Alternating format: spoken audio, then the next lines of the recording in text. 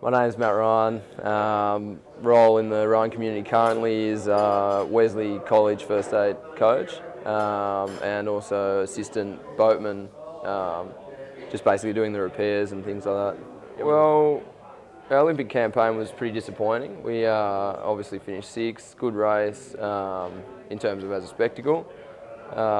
We sort of never really touched on the boat speed we'd obviously hoped to throughout the whole campaign. So when I sort of look back and think about those sort of things, you know, from the personnel we had on board in terms of what we actually went and delivered was probably pretty disappointing, and we had high expectations.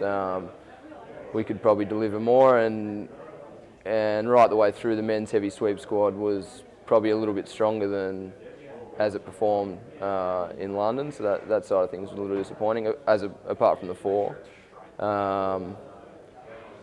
You know, having said that, it was an awesome group of guys, you know, great campaign, no real injuries, illnesses, so can't really complain from that side of things. And as I said, that was probably another disappointing factor, was the fact that we all got along so well and still didn't really go out and deliver on the day.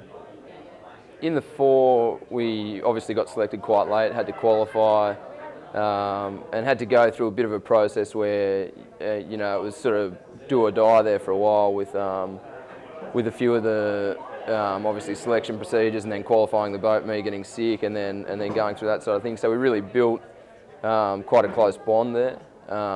So that was very much, you know, kind of a bit more of an emotional ride, and we had quite good speed there, so there were it was quite enjoyable the whole way through. Whereas this one, still equally enjoyable, but a bit more challenging, even though we didn't have to jump through all those hoops along the way in terms of getting selected and then getting the boat qualified. That was all sort of pretty straightforward.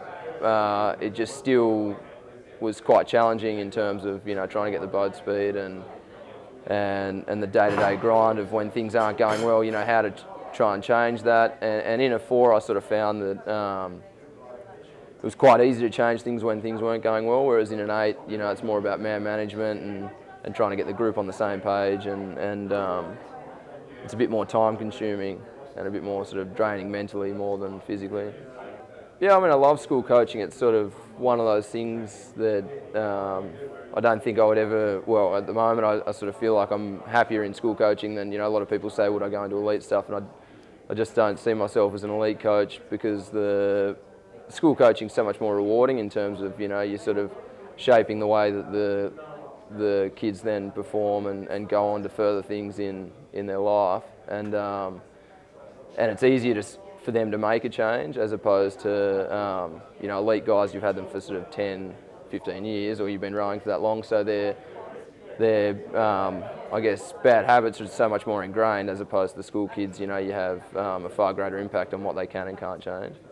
Obviously the appeal of going to Rio and trying to go one better again, one better than Beijing would be nice, but at the same time, you know, I had that goal set for London, that I wanted to go one better than Beijing, and you know, you can sort of see that over 4 years, you know, we had some good results along the way, but when that doesn't happen, you know, you've invested 4 years into it, and you know, quite a lot can happen in 4 years. So I know there's no guarantee. It's easy to say, you know, you want to go and win.